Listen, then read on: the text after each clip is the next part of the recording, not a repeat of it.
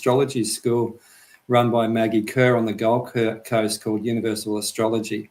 And in my breaks during the naturopathy, it was right next door to the naturopathic college, and in my breaks I'd always be looking through the window and looking to see what they're doing, and got charts up on the paper, butcher's paper, and they're doing great big charts, and going, I want to be in there. It just looked really interesting. And she had a whole school of all different modalities, from shamanism to different forms of healing, and so there was different forms of esoteric healing, and the naturopathic college was next door, so I was doing both. So I was doing science and soul, so to speak.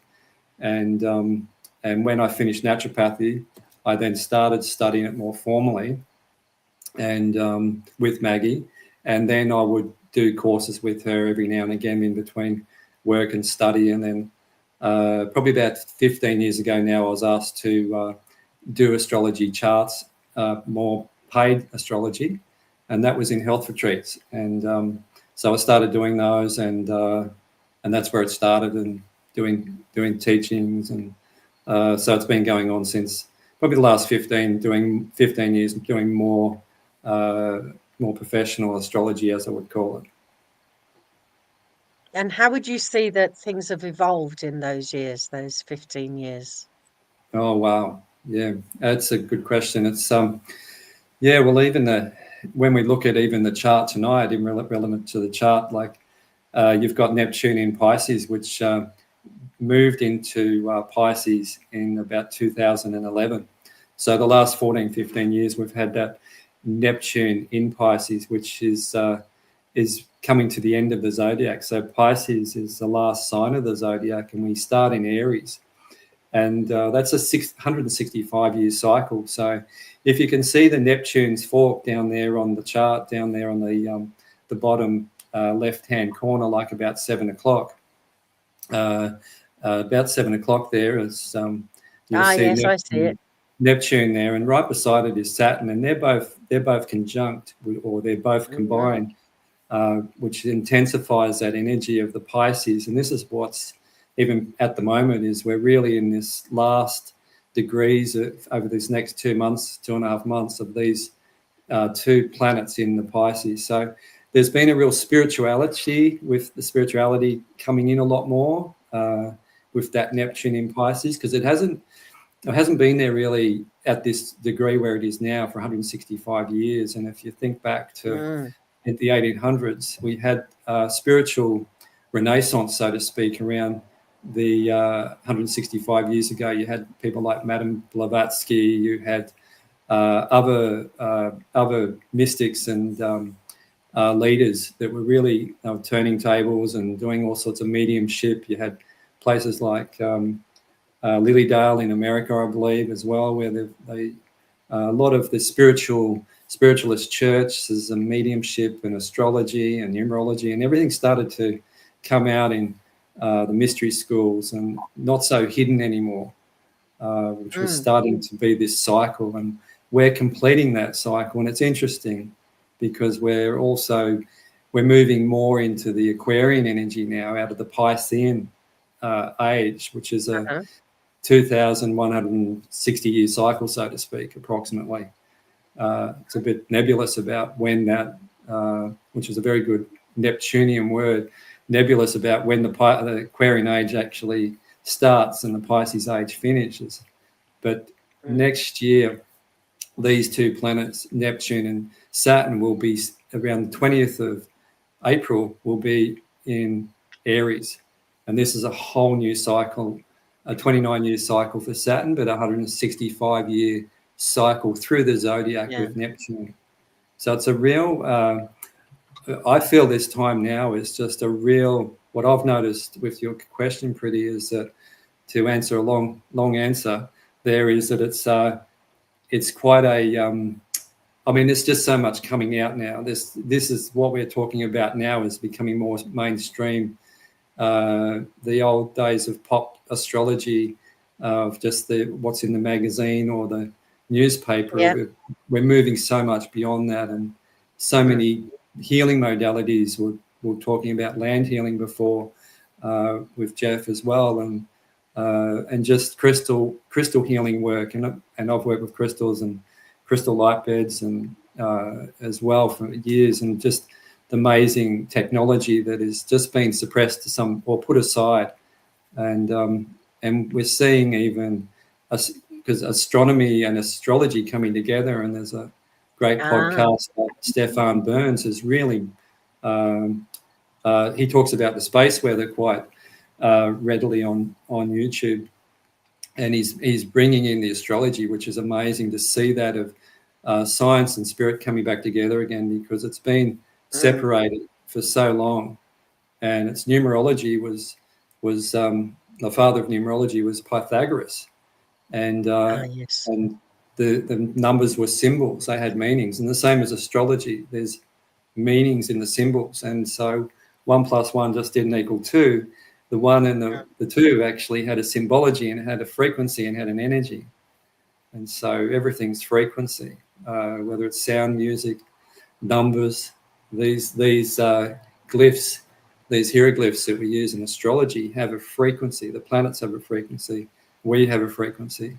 So it's to me, this is like reading a blueprint. Like I know all three of us have done forms of engineering of some sort. So having that understanding of physics to whatever degree, and electronics is where electricity, the planets have electricity, there's magnetism, there's so much in it, which is, I find, just fascinating. And I've always liked how things work. I always want to know how things work. How things work. Let's pull it apart and have a look. Yeah, open them if up we and put it look back together inside. again, it's another story. That's another thing. Okay, so we're looking at this 165-year cycle that would have started in and around the 1860s. So Around 1860, quite a yeah. number. Yeah, I'm thinking of around Stephenson's rocket, the great industrial revolution, all the big machines that came to pass, the traveling of trains that they're coming in and around that time. So if that was the revolution then, what kind of shifts could we be looking at in the next 165 years, or what's this the beginning of? It's obviously the ending of certain ways and the beginning of others.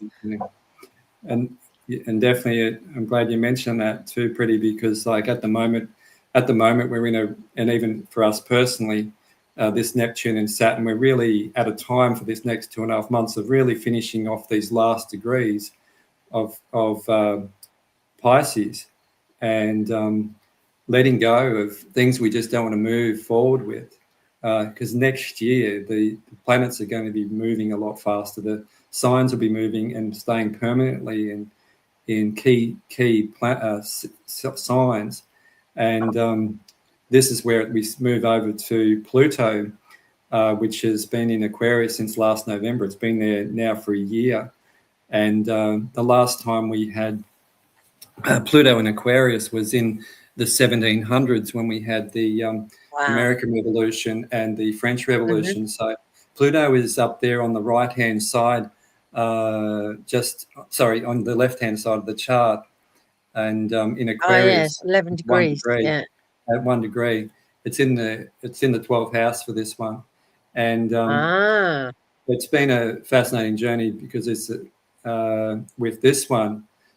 Because Pluto is about power, transformation, and it's about purging. It's also the ruler of Scorpio, which is quite hidden and deep. And Pluto goes into the underworld where things are hidden and brings them up to the surface. And this is very Scorpio energy. The modern day ruler of Scorpio is Pluto. And when Pluto aspects anything on our personal chart, or when it changes sign, it's very significant. And Aquarius energy is about technology, and it's even off-world technology, galactic. It's intellectual. It's also humanitarian. And this is when you've got Pluto here, which is also about power and transformation. This is power back to the people. because this sign of Aquarius is Wow. humanity. And so this is here for 20 years, basically, from 2024 November to January 2044. So this is quite a significant time, like when we had the French Revolution and they stormed the Bastille, and we had all the things, horrible things that happened to the so-called the monarchy there in France, and bringing power back to the people. And that's when they changed things in Europe for the better for the common folk or people on the land and things like that, where it's taking the power back to the people away from authority. And this is what we're dealing with now, is where we're looking at the rising of people coming back together in, even like tonight, or small groups, and the power of people coming back together to really let's transform what has been mucked up, so to speak, by powers that be, by programming, by things that have really affected the earth, our health and wellness.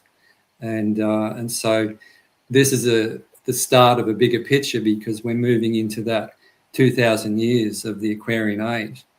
And it's a bit sort of, there's a lot of talk about when that actually is, but there's greater cycles of the zodiac, which is like that are beyond just 2,000 years. You've got greater cycles that go up to 250,000 years and 26,000 years and different things. So the 2,000 years is in the 26,000 year cycle. And then you've got the great zodiac, which goes up to or greater zodiac, 250,000 years. So they're already in Aquarius. So the greater zodiac is already in Aquarius. We're down here catching up, so to speak. And so you can see it coming in. You can see the technology, how fast it's moving now, good, bad, whatever what's happening on the world with the different technology. And this is where we will see more technology speeding up, and how we use that technology is another thing as well with this Aquarian energy, because sometimes it can be all intellectual and up in the head. And it's so important for us humanity to stay present in the heart as well, because the technology can just we're seeing it with AI at the moment. And we've got Uranus in Gemini, and you've probably seen so much of it coming in this previous months with Uranus that spent a number of months in Gemini, which has just gone back into Taurus. Now, I'll find that on the chart for you. I'm just flowing intuitively with this. It's down on the about 5:30 on the chart there. There's a blue symbol there, looks like an antenna. Yep. Yeah. And that's Uranus. And Uranus is the ruler of Aquarius.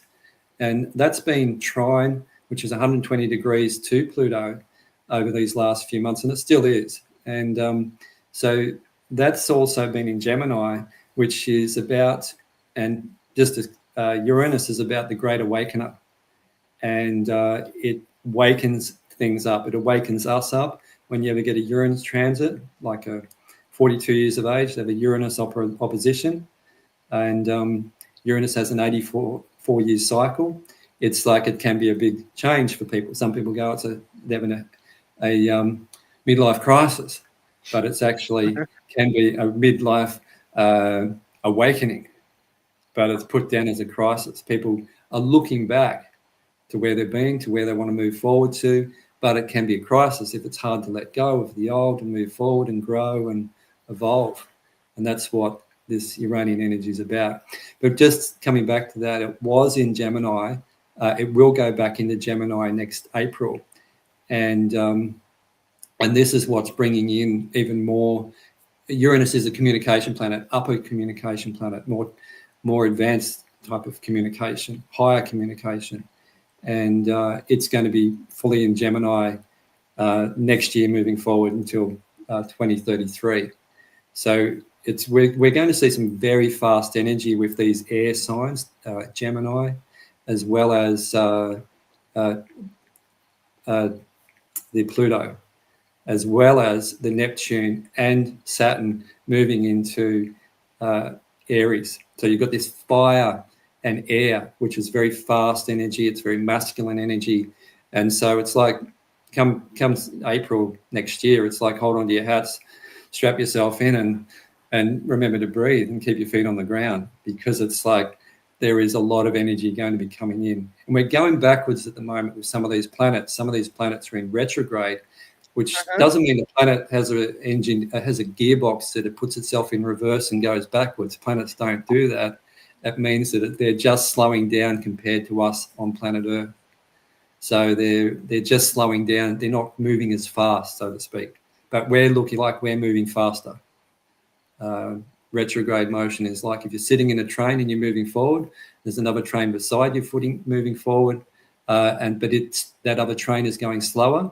But when you're sitting in the train, if you've ever been in a train, it just looks like it's going backwards. It's not going backwards, it's just going slower. And that's how the planets work when they're moving past each other in the solar system. And so, this is an exciting time, really. This is, to me, this is a really exciting time to be on the planet. It's just a matter of being able to breathe and let go at times, because some of this energy, and we're not even talking about the solar energy and the solar maximum energy coming out of the sun at the moment, which is just off the charts, and sunspots and CMEs, and it's really, really quite powerful at the moment, and for just evolution and transformation. And I feel where our bodies are going through that too. Our bodies are changing in amongst this energy. And the other thing too I'd love to say as well, it's very easy to blame the planets for some of the things going on. You know what I mean? People go, oh, it's Mercury. Well, Mercury's been in retrograde for 3 weeks and it's moved forward now. And people always blame Mercury for a lot of things, but you just think about the rewords. It's like redo, revisit, retreat, just replay, go over some old ground, just dot your I's, cross your T's where you may have missed some, improve your communication. And it's the planets are energetic. It's like the macro and the microcosm. They're reflections of us, like we're looking at the birth chart of this full moon today. So this is like a birth chart for the full moon at 9:13 a.m. tomorrow morning here in Australia, which is 11:13 p.m. tonight in the UK where you are. So that's like a birth chart, and it's like a blueprint of the energy, like the energetic genetics of a person, so to speak. And that's where it was when you're born, but that also changes too. And that's another story called the progress chart, where everything starts to grow and progress as you grow. All right. You want me to bring in the UK chart? Beg your pardon? You want me to bring the UK chart in as well? Well, the UK is exactly the same. It's just that it'll be the same planets in this, but they'll be in different places because it's a different. They'll be in different houses, but the planets will be exactly the same. So it's just when it's 9:13 tomorrow morning here, it'll be 11:13 p.m. in the UK in London. So it moves the chart. So you can see there. You can see the moon right up the top. You'll see the crescent moon up there at 13 degrees. Yep, 13 degrees of Gemini, and that's it's like reverse in the UK for this one, and that would be if we're in this. That'd be close to midnight, so to speak, when we're looking at that in the UK. Yeah. So if I got I can see a number of 13s. Yeah. There's a lot of 11, 13 is 11, 13. So this is you've also got the sun at 13, and you've also got the horseshoes. You'll see some horseshoes, upside down horseshoes, and they're the north and south nodes. So you'll see there's a north node in Pisces and a north node in Virgo. Now they're all in 13 degrees. 13 degrees. So that is what we call a grand mutable cross. They're all at exact opposition, and you got right angles, which is called squares, and you got oppositions which are like this full moon. So this is a really dynamic combination as well with this, because the Pisces Virgo axis is the health axis. It's also the spirituality axis as well with Pisces. Virgo is more dot your I's, cross your T's. It's more analytical and also detail orientated. Pisces is more nebulous. It's media, it's creativity, it's singing and dancing, but it can be escapist. So this energy is getting activated with this full moon as well. And whenever we have a full moon, the sun is in Sagittarius at the moment. So it's blasting towards the moon, 180 degrees apart, which is a direct opposition.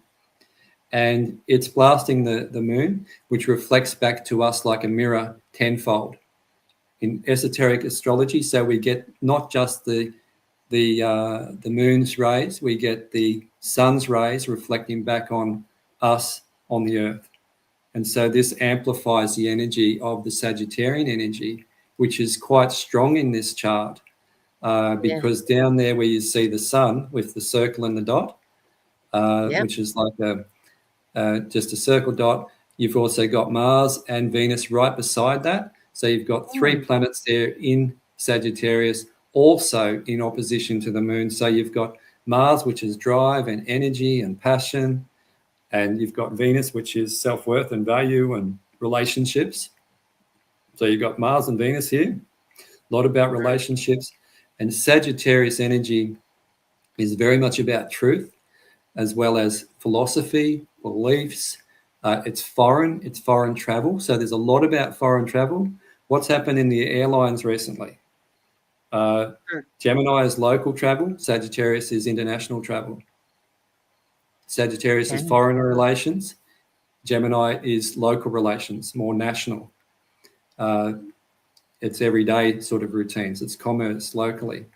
So it's a very powerful full moon in this sense. It's also a super full moon, so it's close to the Earth. So it's going to be interesting, because this is also the communication axis through media as well, the written word, social media, TV. So it'll be very interesting to see, particularly with that mutable Grand Cross, because Pisces can also be about the media and film, and whether we can get some really good, truthful answers in media, and the truth coming out more fully in media, particularly or it'll be the cover-up, because Pisces energy can be nebulous and it can be untruths. And the Gemini energy can also be a bit foxy too, and be very stealth, so to speak, and be very quicksilverish as well. So it'd be interesting to see if we can see some real truths coming out, because this Sagittarius energy is about truth. It's also about law. And so it'd be very interesting to see if we move into, it's a bit trusting your intuition with what we hear these days, because there's so much information.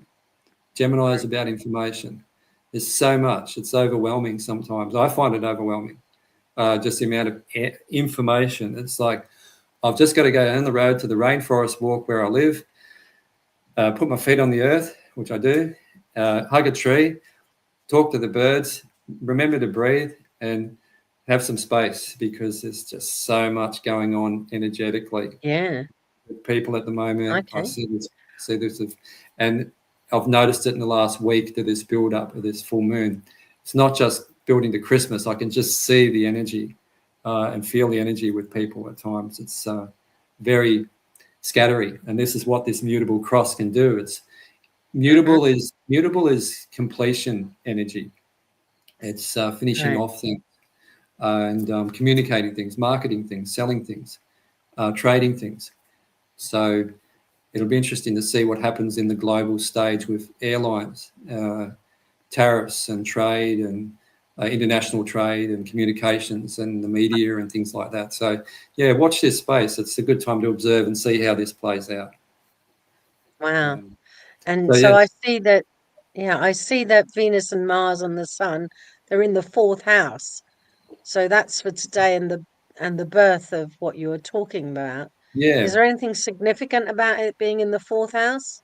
Well, that would be, if we were looking at where that is in London, because this is going to be different in here back in Australia, is that you would call that for this because it's more universal for that area. This would be the home.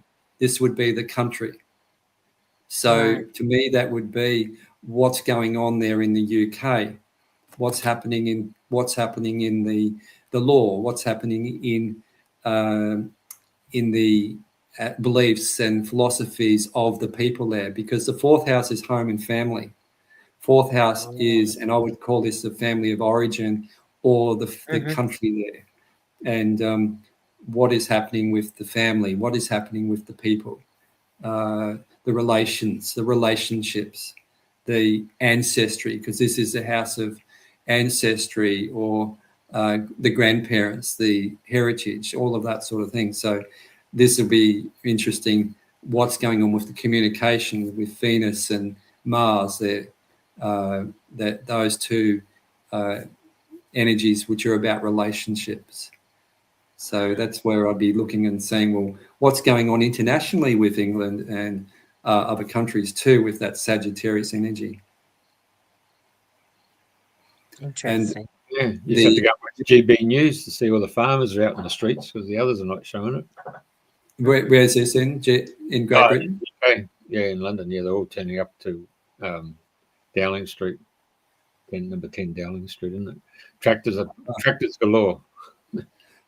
Well, if you look at the opposite of that, and this is where you can go to the opposite, where you've got the full moon, the full moon there. The moon is also can represent the people, and you've got Gemini there, which is about communication, and this is a 10th house, which is it's ruled by Capricorn and even Saturn, and this is outcomes in the world. This is society. This can also be boss, authority, top. The conventional parent, so to speak, or the one or conditional parent, who creates the rules. So there's the people there communicating, the farmer, so to speak, about what they want to verbalize and communicate. So there's something there, possibly that Sag energy amplifying what's the truth here. I'm not sure what that's about, Jeff. Do you know what that's about in London? Oh no, they've come from all over the UK because of the current Labor government, who's now putting an inheritance tax on farmers. Oh, really? Yeah, and there's other taxes that are coming through. It's just making it very awkward for farmers to actually have a voice. So I have to say, and when you talk about media, it was actually Jeremy Clarkson's with his show, The Clarkson's Farm, which is now really? Fourth season, and it's actually showing the actual physical lifestyle of a farmer. And when you drive past and you see them at 1 o'clock in the morning with the lights on harvesting the fields, and you think, well, what's going on here? They're actually showing you what a farmer's life's all about, and waking up to the fact these are the people who put food on your table. And that's right. And the redress that they've had to go through from people who don't want to do the hard work but want to take a role as a bureaucrat who can get a piece of paper and, okay, I'm going to fine you this, or I'm going to charge you this and tax you this. Yeah, I mean, the farmers have just simply had enough. And Jeremy Clarkson, as a media organisation, and himself has been able to get them to vent their spleen. If you're going to look at an organ in your body, they're certainly venting their spleen. In fact, the British police wouldn't allow them to come into London, but the farmers. Oh, really? Yeah, and they said no. They just turned up. I mean, their farmers get up at the crack of dawn, so for them to turn up, the police weren't ready for them. So there's tractors galore. It's fantastic. That's what really happened in France, isn't it, with King Louis and That's right. Well, they had pitchforks, didn't they? Yeah. And hoes. So had pitchforks and hoes, and at that time, 250 so years ago, when Pluto was in Aquarius at that time. So off with your head. It was just like, what's the name? Blackadder. Off with your head. Well, there is some planetary alignments. They're not in this chart, but there is a planet, and I cannot remember exactly, called Argol. There's a planet called Argol, or an asteroid Argol, I don't go right into that, but it's certainly, I know that is to do with off with their head. So it's interesting you say that, and it is in alignment with some of these planets as we speak. So I haven't gone into that too much, but it is power back to the people, and people are speaking up. And we saw that in Holland a number of years ago with the farmers as well. They really, we've seen it even here with truckies and stuff like that as well at times.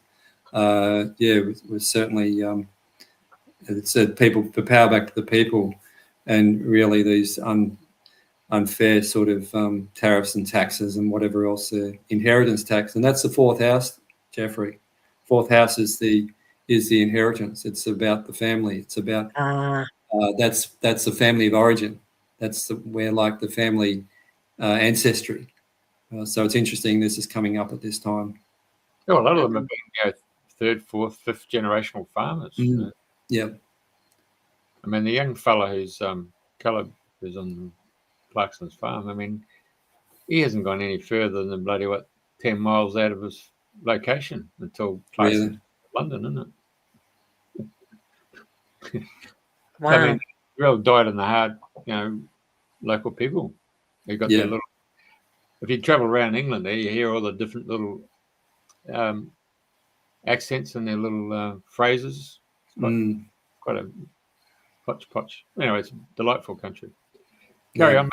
Yeah, carry on. Sorry, I got in there. Yeah, so you've got that grand mutable cross, which is really part of this chart, and that'll move on to some degree with the sun and moon moving forward.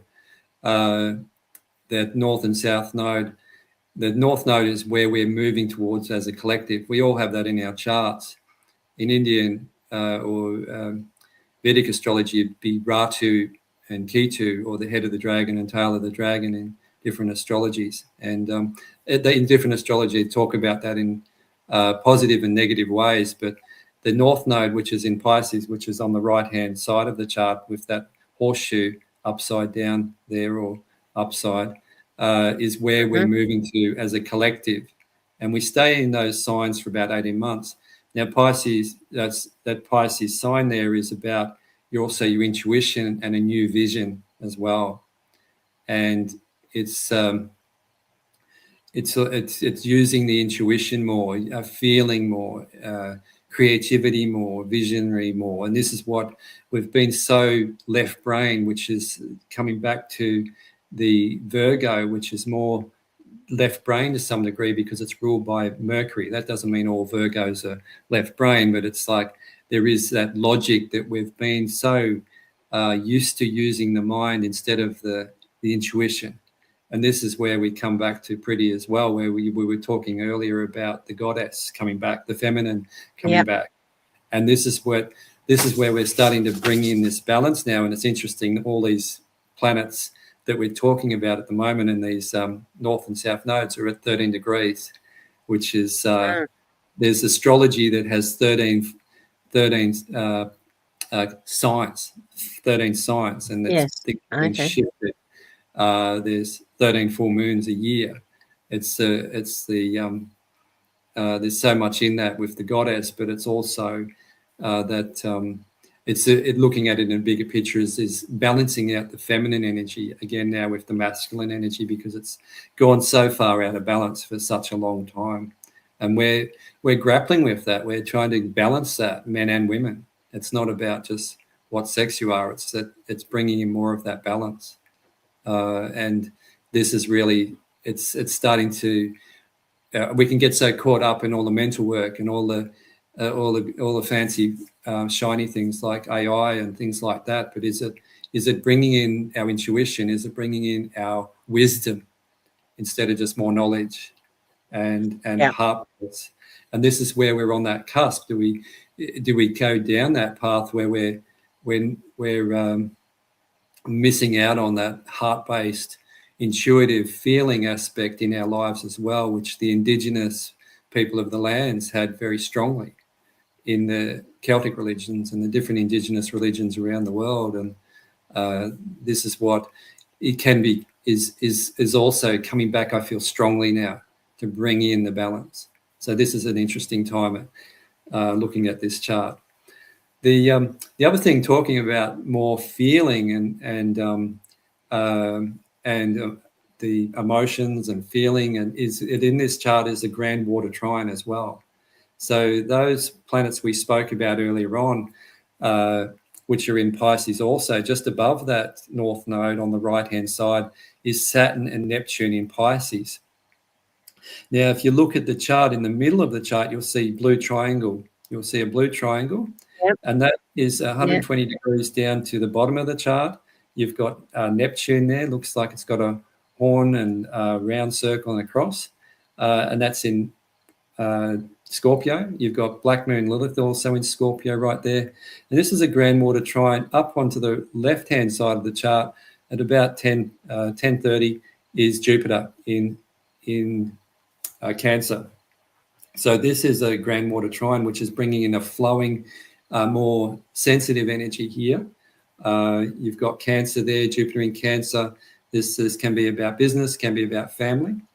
Jupiter is about expansion, so this can be really expanding things out a lot more water here with this. And we've had a lot of water here recently with rain and storms and stuff like that. And particularly with that Pisces energy over there on the right-hand side again, the Neptune and Saturn, I've always said, okay, when these two Neptune and Saturn go into Pisces for a couple of months, we're going to see a lot more water. And we have seen that recently, not just in Australia, but it's been around the globe in different places as well. And we'll see them move forward. Both of them will be moving forward, the Neptune soon, but we've got a couple more months of those, at least another 2.5 months of those in that Pisces energy. And so there's a lot more intuitiveness here.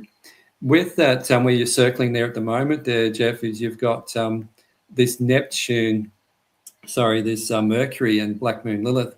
They're in Scorpio. Now, Scorpio is like very transformational. Anyone who's got a lot of Scorpio energy, people trust. They're like make good therapists and counselors and detectives and things like that. People trust them. Like if you've ever had people just come up to you and tell you secrets and tell you this, they'd go, I've never told anyone, but I'm going to tell you, because they just feel this trust. They normally carry a lot of Scorpio energy. And so Mercury here can be it's about communication. And so this could also be that there could be truths that are brought to the surface, because Scorpio brings things out which is hidden under the bed or hidden beneath the closet, that it brings things out from the underground that is hidden. And so we may, in this energy now, it's an opportunity for people that they might want to speak up, or like I feel like I'm speaking up with this energy tonight, just speaking up, having this opportunity to speak on this platform. So this Mercury in Scorpio could be this opportunity to speak or speak truth, or to bring things up that may be hidden as well. And this could come out in the media. This could come out personally in relationships as well. Right next to, and we come back to the goddess again, or the feminine, is right next to the Mercury there. We've got Black Moon Lilith, which is feminine power. Now, that's not a planet, it's an aspect in the sky, but this is like creation and growth with this alignment, because this is also in this trine. So this can be also maturity, emotional maturity. So there could be, with these two planets, or this Black Moon Lilith Mercury, communication on deeper levels happening between people as well, or in a broader sense as well with others. So it's very transformational when we look at this. It can also be that this sort of energy, if it's aspecting somebody personally, it could be overwhelming too with this energy. It could be like, I just feel like I'm just a mess at the moment. This is like, it could be just too much. Do you know what I mean? If somebody has a lot of water, or these are aspecting their charts, they could be overwhelmed by feeling, and it's just too much to handle. So it's really important to just remember to stay grounded at this time, particularly with the energy that's happening. It's very strong energy, particularly globally on the planet, particularly with the galactic energy that's occurring. That's also, and that's not always spoken about astrologically, but astronomy-wise, we have this solar maximum, which is really bringing in a lot of energy for us as well, which we could look into that more. In the chart is looking at the sun and the Sagittarius and the sun there of the expansion. So it's a really strong time, and that water could certainly, and it's also flowing energy, creative energy, intuitive energy as well with that one. So it's certainly a interesting lineup of these Grand Cross, these oppositions, the Mars and the Sun and Venus opposite the Moon. And so when you look at this can also be placed over your birth chart and see how does that align with a person individually. So you can do that in relationships. You can get two people's charts. You can get the planets, your birth chart. You can get this chart laid over the top of each other and do a composite chart to see what's affecting what planets, what's going on for a person. And this is what happens in astrology sessions with people, is you can look and see where are the transits, what's happening for the person, where's all the energy happening. So it can be taken to an individual level. And there's some astrologers that do a lot of global astrology as well. They look at the charts of the country. So you can go back to the chart of Australia or the chart of England or the chart of America or whatever country and see what's going on in that country. You can get the leaders and see what's happening there and see what's going on. And that's another, it's like political astrology, geographical astrology. So, yeah, there's so much in there. The chart, there's 3,000 points. So you imagine somebody coming to see and say, can you go through those 3,000 points? And I say, I'm not your person. There's so many aspects in astrology. And I like to try and keep it as simple as possible and make it as practical grassroots level that it can help somebody move forward from where they are, and they can have understanding, relief, or where they've got a bit of a plan to move forward. So do you actually overlay mum, dad, and the kids? My family, or I know you do readings where you get an overlay and you put the mum, the dad, and the kids. Sometimes, yeah. Sometimes I've done that with people coming in with the mother, the father, or the kids, or two partners coming in, business partners, marriage partners, business partners. Just, yeah, you can do it with a lot of things. You could do it with countries as well. You can be creative with it. I've done astrology with a stone circle up here in Kin, just up here. A lady who's got a property that I know, used to work with in health retreats. She's got a property with stone circles, and we did work in the stone circle of the astrology, and where we used the sun and the moon, and also Pluto. The theme was power and transformation, to see how you felt being in the stone circle, and the person could choose somebody who reminded them of mum, which would be the moon, somebody who reminded them of the sun, which represented their dad, and then they represented somebody who represented power, which was Pluto. And we did it like family constellation work with the actual with the people in the then we placed them on the actual stones, which had the different constellations, and it was really amazing what came out of that, and how people felt and what they felt, and reflecting back. So the school I went to, they did astro drama, where people played out different voices on the chart. So there's so much creativity that you can do with it. And but so, yeah, you could look at a mum and dad and a family and see you can do that compatibility chart and see, well, how are they communicating? You can see the aspects of what's difficult and what's challenging and what flows easily, why they can communicate to dad but not mum, or vice versa, or why does this child fight with that child, or these two get along well and these ones don't. So, yeah, you can look at all that. Right. What happens when you get the Brady Bunch? Yeah, I come from a Brady bunch, but 6 kids. But there's I don't know about doing a whole Brady Bunch. You could do it, but it's you could look at it individually and just see all different. You could do a couple of charts at a time. I think you could do up to about 3 or 4, but if you couldn't do up to about 6 and just overlay them. I mean, I was probably being a bit cheeky there, but the Brady Bunches, the bloke had his kids, and then the lady had her kids, and then a blended relationship. Well, it's still like there's different ancestral heritage, even DNA with those, but energetically, it's just be the same as like a man and woman coming together, or two people coming together in whatever form and looking at their charts. So it wouldn't be any different, really. It's two souls coming together, or two souls in communication, two souls living together, whatever. You just look at it the same and see where the planets are, like Venus and Mars.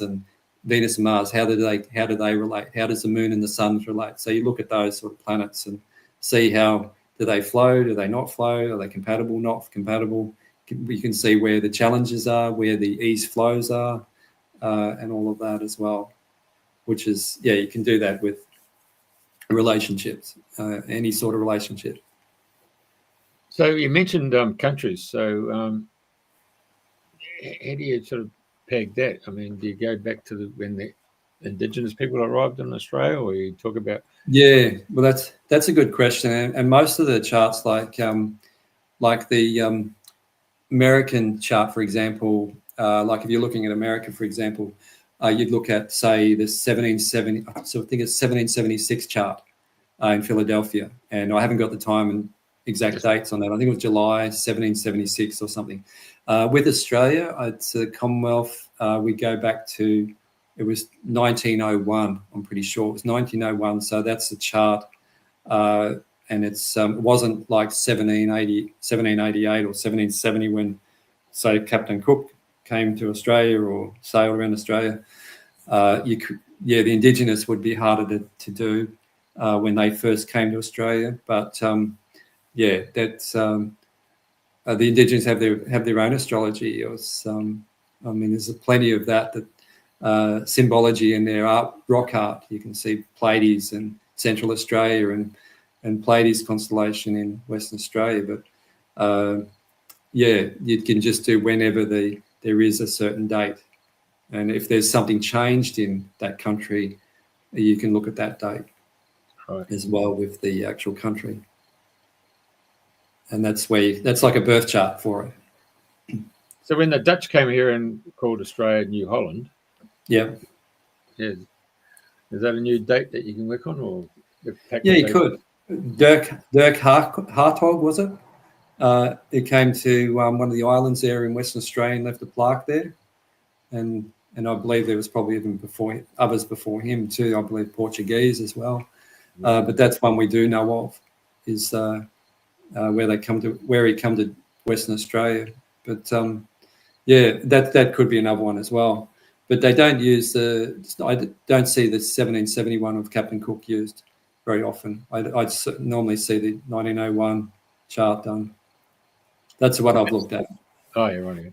So after World War II, when we had a lot of Mediterranean immigrants, Italians, particularly, and Greeks and Scandinavians. So when a person turns up there and says, "Oh, my ancestors arrived on this particular 10-pound trip," 10-pound pond. Yeah, and they arrived in Fremantle or they arrived in Sydney. Do you start the chart when that member of the family or the patriarch or the matriarch arrived in Australia? Is that how would you work from there as a point of birth onto Australia? You could look at if you've got their time and place and even date of where they were born, that is their birth time. But when you look at where they landed on that particular date, let's say it's in Fremantle in Perth or over here in Sydney, you could look at that as a new beginning point on their chart and see how that current chart is compared to, like, a transit chart compared to their birth chart if you've got the details. Right. And you can see, well, what is, like, whether when a person does move to a different country, though, it does change the energies of the. You can do astrocartography where you could be born in London and then come to Australia, and you can see where the birth chart will actually go through the different lines around the world of the different planets and where they will be. And so it can be a totally different experience for that person living in Australia than it is to living in London, because they've shifted, they've moved energetically, and you can see that they could have a different experience here in Australia, or they could go to Hong Kong and have a totally different experience again, because there's different lines that travel around the world where the planets will also be evident and more prominent, and where there's sometimes even crossing of lines where there's different planetary lines crossing as well.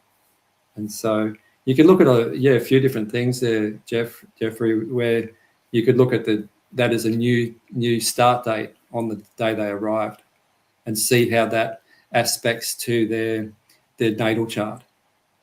And it might be evident, there may be a planetary alignment that shows a new beginning and what that story would be as well. So you could make a birth chart for that new beginning, like a business or a new baby, or you could do that as well. So it's like a new beginning chart or a solar chart type of thing. Right. So, question without notice: have you ever had people come to you and say, "This is my father's birth chart, and this is when my dad passed away"? Do you ever get a chart, sort of look at the two, the beginning and the end, and see how the journey ended? I've never had anyone do that, bring the birth chart of their birth and also when they passed.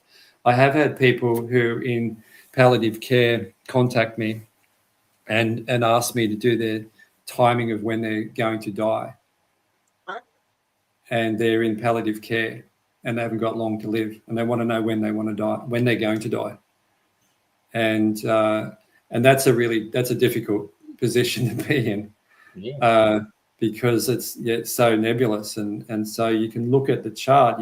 There are aspects in the chart you can say, yeah, this is a death, but it could also be a rebirth or a transformation where it's one point to another, but not necessarily a physical death. But you can see aspects in certain places in the chart where you could say, yeah, this is a possibility. I've experienced accidents myself personally where if I hadn't done something positive, I could have had an accident, and that came up in the birth chart at once.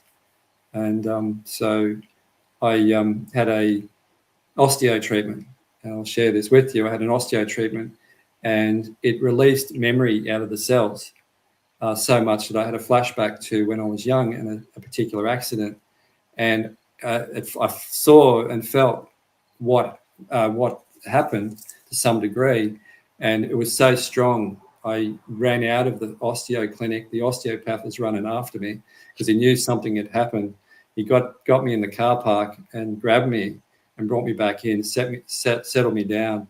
And then I went to one of my teachers and said, I don't know what happened, but this is what happened because I just released so many tears on the beach. I just collapsed on the Gold Coast. And she said, that alignment that was in your astrology chart, it was a lineup for like it could have been a car accident. And I had a flashback to when I did have a car accident and I was lying in the hospital and I sort of come out of, I don't know, I came conscious or something as a young child. And that's what happened in the osteo treatment. She said that energy was so strong, it could have been an accident to release that. So it was an osteo treatment that released the energy that was stored in the body. For logical people, that might be hard to fathom, but I had that experience. So it was, the astrology showed that, and you could see that when somebody passes as well. But it's not something I advertise. If people started contacting me and say, "Oh, when am I going to die?" It's not something I'm going to put on a business card. Yeah. Okay. Gotcha. So you intimated just there another aspect of your credentials there by being hypnosis and the quantum healing concept. So is that the next step of your movement when you go from astrology and you had that big epiphany and the big release to start investigating hypnosis and quantum healing? Yeah, well, the quantum healing, I heard about Dolores Cannon's work it's interesting, it was 2011 actually. It was when Neptune went into Pisces, so I just realized when that was. And somebody told me about this lady that she's been on YouTube, and she's talking about past life regression, and I'd already done a few sessions like Life Between Lives, which was a 5-hour hypnosis session, did about 10 lives. I'd already done some group hypnotherapy, and I started looking at her, and I see this older lady, and it's like a grandmother figure type on TV, on the YouTube, and I'm thinking, who is this lady? And she starts talking about the new earth, and she starts talking about past lives, and I started listening to her work more so around, really started listening to her in 2015, 16, and I thought, wow, this is really different type of hypnosis. This is not just past life, go back to a past life, see who you were in Egypt 2,000 years ago or anything like that, and it's just information. Her work was showing that you can go back, forward, you can go into this life, but then when you're there, you can find out and ask questions about what's going to help heal as well.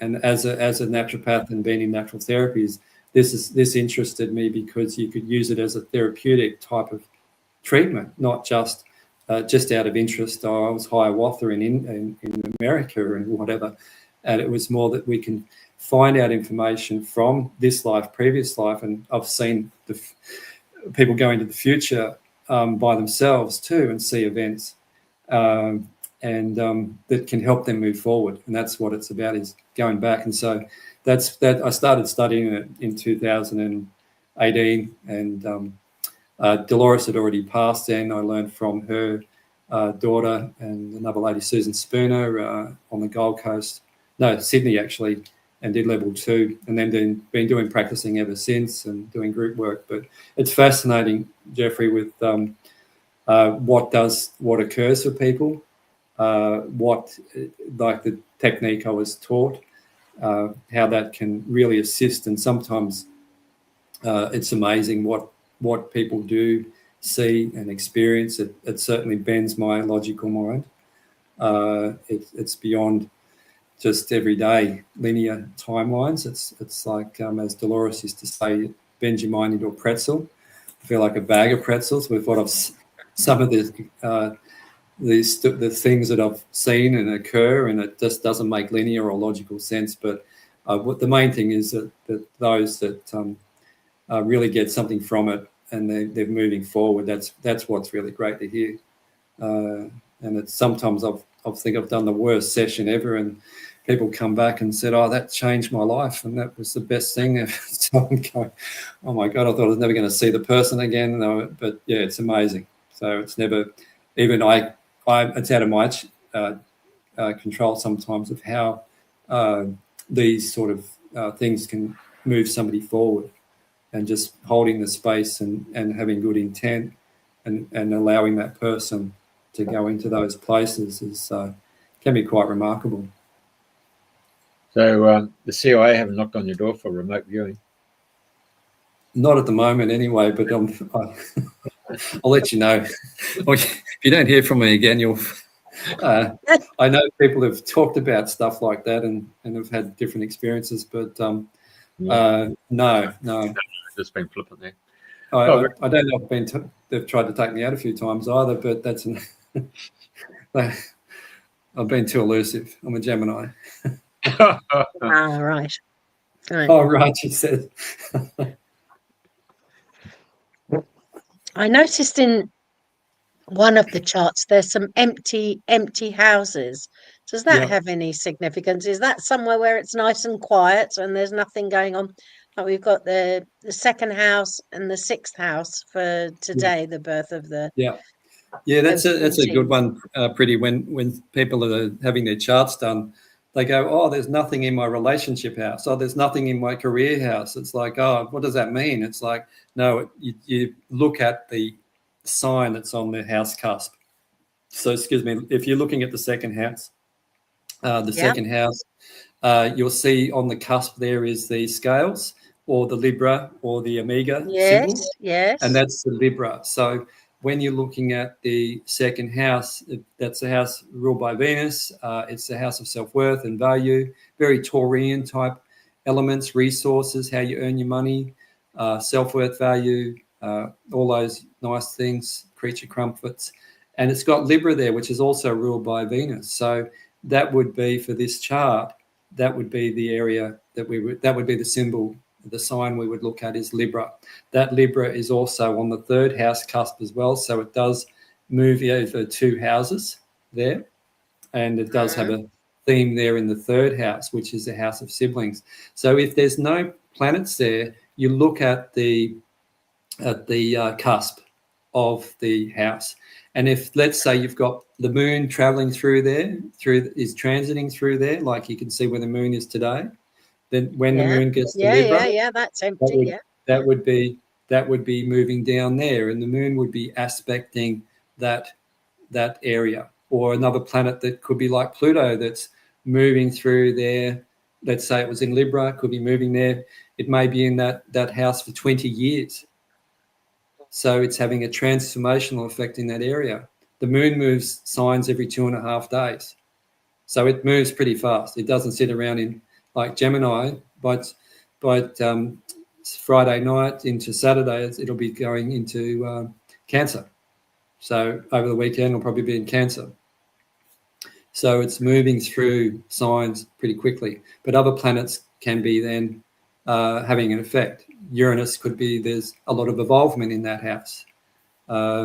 Saturn could be bringing in more structure, or slowing things down and setting goals, or bringing in more structure into that area, making things practical. So there can be different themes and stories with each of the planets as they come through. But the Venus there is been very strongly in this house, and also the sign of Libra, the ruler of Libra, is that this amplifies that. Libra, it can be about social. It can also be about relationships. Venus is about relationships. It's about money, how you earn your money, but it also could be about your own self-worth and value, of how you value yourself. If you value yourself, you can value others better. So this could be some of the themes that could come through if this was personal. But this is more, let's say, the full moon for London, so to speak. So there could be more, Libra can be about harmony in relationships. So this can be about money, this house. So there could be more harmonious communication or relationships. So are the farmers going in there with pitchforks and big forks on the front of their tractors and ramming the Parliament House and Big Ben, or are they coming in with diplomacy?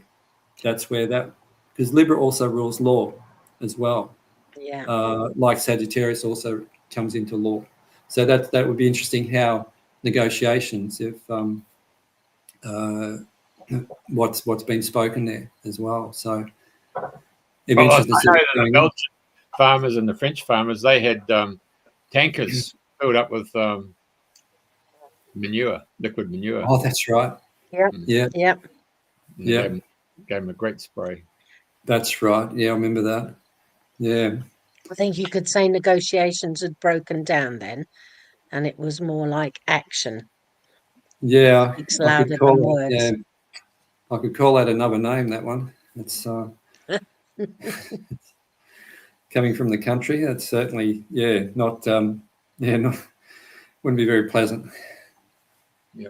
Well, they do say manure it does feed the plants for. It does. Yeah, it's nourishing. It's very nourishing. Yes. It's nourishing. That's for sure. Yeah, it definitely feeds the plants. All right. That's nutrition for the plants. Yep. Indeed. Wow. So there's a mouthful there in that astrology chart. There's a lot in it. There's also the ninth house there. That's the Noosaville chart. You can see an empty house there with the ninth house. It's got Libra there. And the other one is the first house. The first house doesn't have any planets with that chart.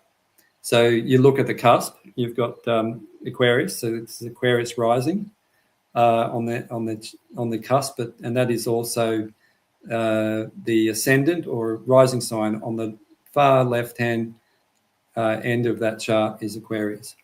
So that would be a theme for this full moon as well. It's Aquarius can be eccentric, it can be intellectual, it can even be left of center, but it can be humanitarian too. It's about technology, scientific, off-world, galactic technology as well. That's also quite strong here. So that's not far from Pluto. It's not exactly close. It's 10 degrees away, but it's pretty close. So there's an Aquarian theme here a little bit as well. So yeah, you look at what's on the house cusp there.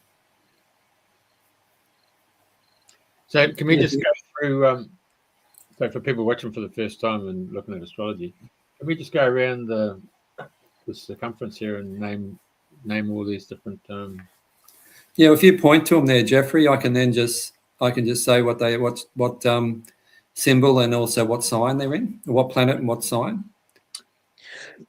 So you've got Pluto there in Aquarius, and Pluto there in Aquarius is in the 12th house. Yeah.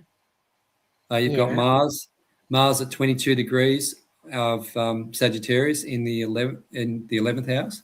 Sun 13 degrees in Sagittarius in the 11th as well. You've got Venus there in Sagittarius, 5 degrees in the 10th house.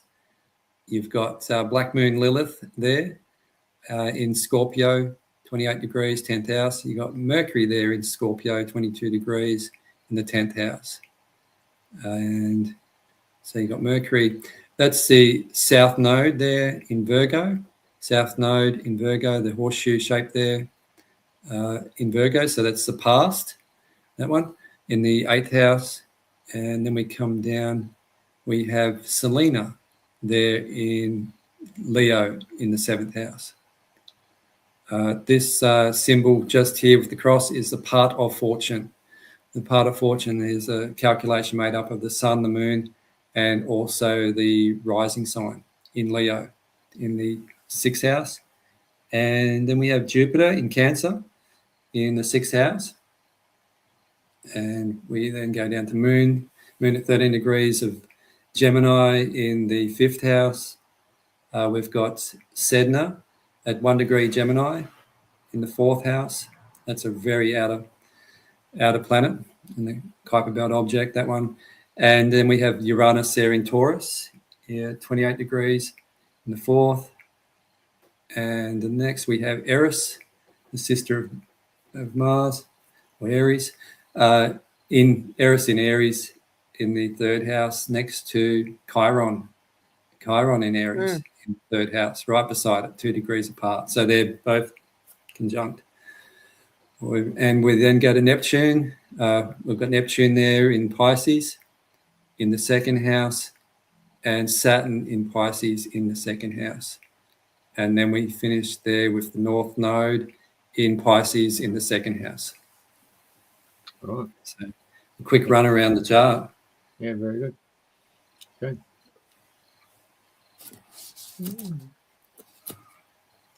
So with the full moon in Gemini, I always thought of Gemini as being divine and mortal. Divine and mortal. Side by side. Yeah, divine and mortal running side by side. Divine and mortal running side by side, like Castor and Pollux in the sky, in the constellation. The twins. Yeah, this. There is that aspect of the higher and lower self with Gemini, and there is that element. It's there is like two minds. To the twins is like there's two hands, two arms, minds, two lungs. That's what it rules in medical astrology. The upper mind, lower mind, or the it's the Gemini energy. You can see two sides of the coin more. It's like there's two aspects of a situation, and that's also where Sagittarius can be very pointed. It's like the pointed arrow. It can be very direct, and sometimes it's can be not. It's harder for the Sagittarius to see the other side of the coin. They've got to work harder at it. Where Gemini will see the two sides a lot easier.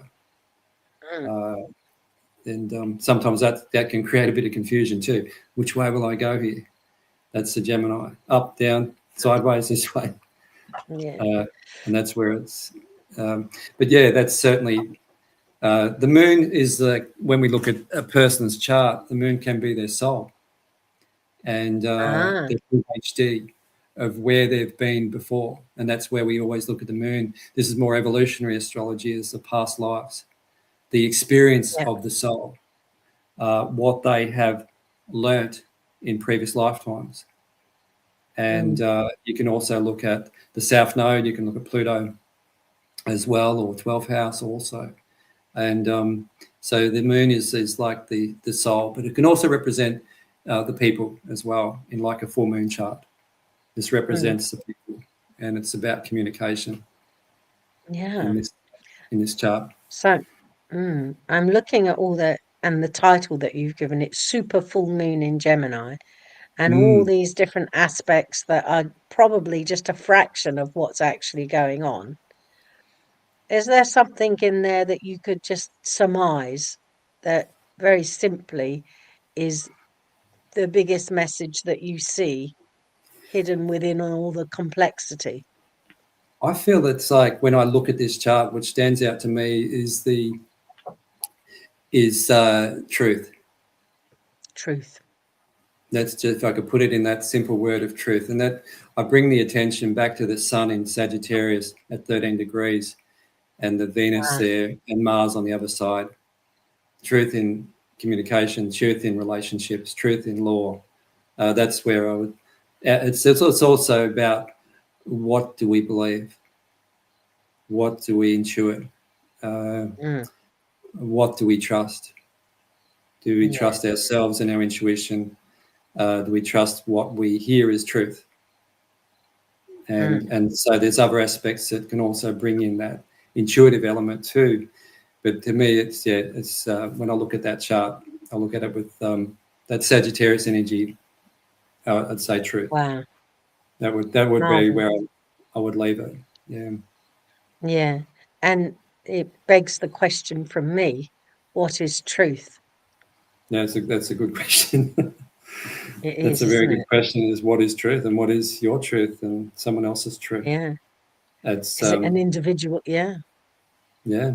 It's but there, what is truth for an individual? What do they feel is true, not what they're told is true? I always think of that movie, You Can't Handle the Truth. Oh, just a few good men.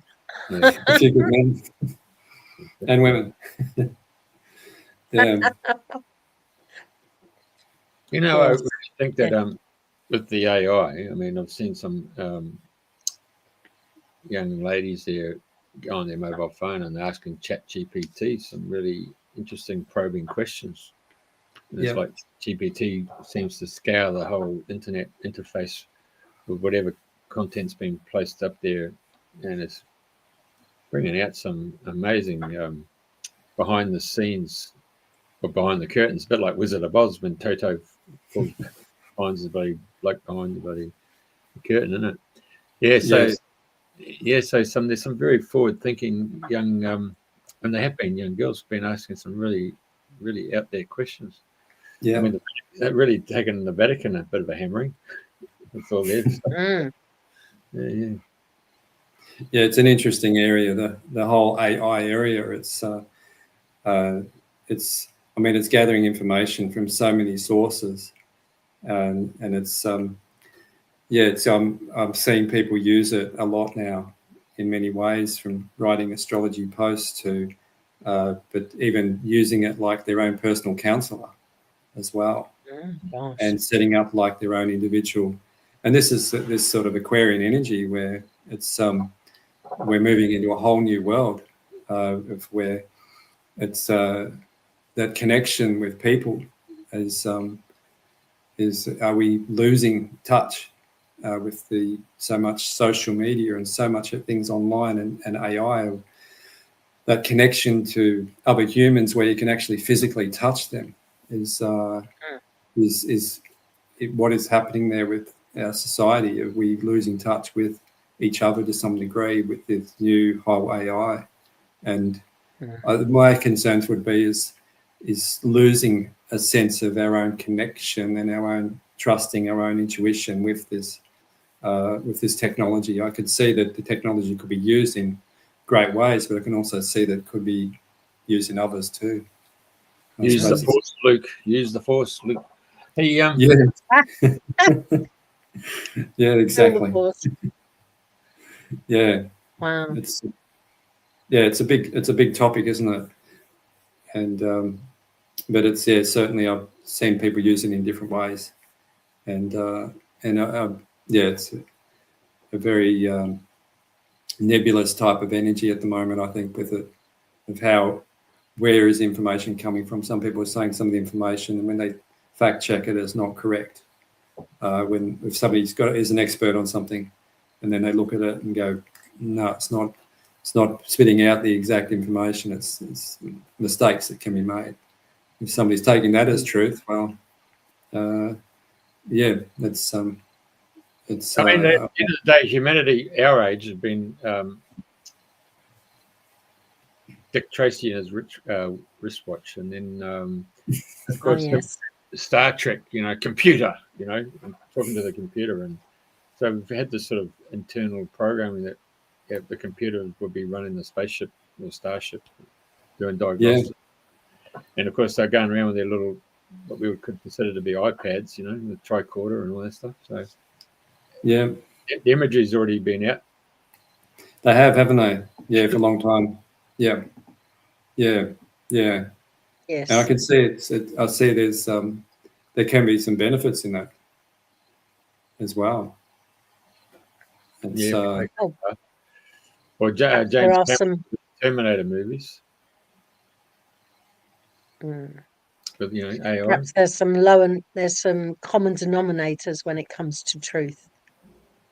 There are some universal truths that each and every one of us are uniquely connected to, I hope. And that, I hope, is the hope for the future. Yeah, definitely. Well, Pete, is there any other question that we haven't asked you that we should be asking? That's a question. We have gathered information. We've talked about a lot of the astrology. We've talked a little bit about past life regression or quantum healing hypnosis, and briefly on AI. I think the other thing we haven't spoken about, which is quite topical at the moment, is that Atlas, AI Atlas, 3i Atlas, not AI Atlas. Yes. I look at some of the social media. Some of it looks like 3i Atlas or AI Atlas, and its work set. And I know NASA was very silent about things, and there's been a lot of silence about what this comet actually is. From an astrological point of view, I've always seen comets. I remember seeing Halley's Comet as a kid, young child, and remembering that comet, and you could see that very clearly with the naked eye. This comet is not as easy to see with the naked eye, but it's certainly been interesting to watch those that are really following that really closely. Stefan Burns is one of them, and some of the other astrologers who are quite prominent out there, talking about the aspects and lining up the alignments when 3i Atlas is traveling through this our solar system, when it's coming via really close to the planets. And one that really stood out to me was the ceasefire in the Middle East as AI Atlas came through. 3i Atlas came close to Mars, and there was a ceasefire in the Middle East, and Mars is known as the planet of war. It's also came and went behind, had a perihelion with the sun, and we're in a solar maximum. We're in solar maximum 25, which goes every 11, 12 years. When that's come out in the end of October, we've had some massive solar flares, even in the last week or two, couple of weeks. We've got pretty solar storm happening as we speak on this full moon. In 2 weeks' time, on the 19th, we'll have a third three-eye atlas coming through close to Earth as well. So it seems to be having, and it's like the astrology is that there's an energetic effect going on. Now, I'm not saying it's the aliens from Planet Memoc or anything like that, but it's certainly, it's certainly having an energetic effect, and we're having an energetic effect on it as well. And there are people who are connecting into it, channeling it. We're looking at the astrology of it as well. We don't know the origin of it exactly. It's very interesting just observing this, but it seems to be really activating a lot of interest with people. It's really activating a lot of interest in the galactic, the cosmos. I think astrology has become so much more popular, even not just recently, but it has over the last few years. It seems like there's a dime a dozen of astrologers that are just everywhere now. There's just so much more interest, and people can see there's more in depth than just the local newspaper with astrology. But this three-eye atlas it comes close, but to Earth on the 19th. But then we've got a couple of days later, we've got the full moon around that time in Sagittarius, or new moon, sorry, because everything's flipped around. We've got a new moon in Sagittarius, and then we've got the winter or our summer eclipse, summer solstice down here, and the winter solstice in the northern hemisphere. Yeah. So it's a very significant time, I feel, with this energy. So we'll see how it unfolds. I'll be here in Dunedin observing, seeing what unfolds with all this, and see how see what happens as the energetic effect of what this comet as a messenger is bringing through, whatever consciousness it's got, whatever it is, bringing information or consciousness or technology or energy. Maybe we're affecting it. Or it's he wrote the screenplay for Star Trek: The Voyage Home with the probe. When it arrived, a big, huge cylindrical thing, and then set out a probe, and there's a message to the whales. So, just putting it out there. Well, that's interesting because I've heard reports that, and I did do some study with dolphins many years ago, and swam with them in different parts of the world, and there's been conglomerations of whales and dolphins coming together in hundreds, if not thousands, coming together in certain parts of the globe recently, just gathering in big numbers. So it's interesting you say that about the whales. Maybe there could be a link there. Who knows? What are your thoughts on it? No, just use my intuition and the question, or just saying the concept of how we're being seated with that particular movie, Voyage Home, with bloody Star Trek. Had to go and save the whales and come back to the 21st century to get 2 bloody whales to repopulate the species. Interesting. I mean, from that moment onwards, it really was quite powerful because whales have been hunted, for their bloody oil, and then all of a sudden big shift in consciousness, to the point that now everybody goes out on whale trips and see the whales in their natural habitat. It's it's a big turnaround. And more people swimming with the dolphins. Yeah, definitely. Yeah, that's always an amazing experience, swimming with dolphins, and even whales as well. It's just if you can feel their frequency, you can hear their frequency, or I've heard their frequency and feel them in the water. It's just a magical experience. Very good. Anything else, Paula? Pretty baby? I can't think of anything else. I love the idea that the truth is out there. And if that's what's being born today, let's all be truth seekers. and Truth find seekers. what that means to each and every one of us, and collectively we'll come up with a far greater truth, I think, than anyone can imagine at the moment. I like that, Priti. Thank you. Thank you. Thank Right, you, really. Peter, thanks for coming on. Thanks for sharing your wisdom, your knowledge, and your understanding. Thank you. Yeah. Thank you, Jeffrey. Thank you, Priti, for the invitation. I really appreciate it. And It's thank been you. great listening to you. Thank you Fantastic. for whoever's tuned in as well. Whoever's Yeah. taken the time to listen for the last hour and a half. And, Right, so I'm Well, going to turn us off and then go back to the radio program as well. So if you want to just stay on and then have a debrief. okay. Yeah. Okay.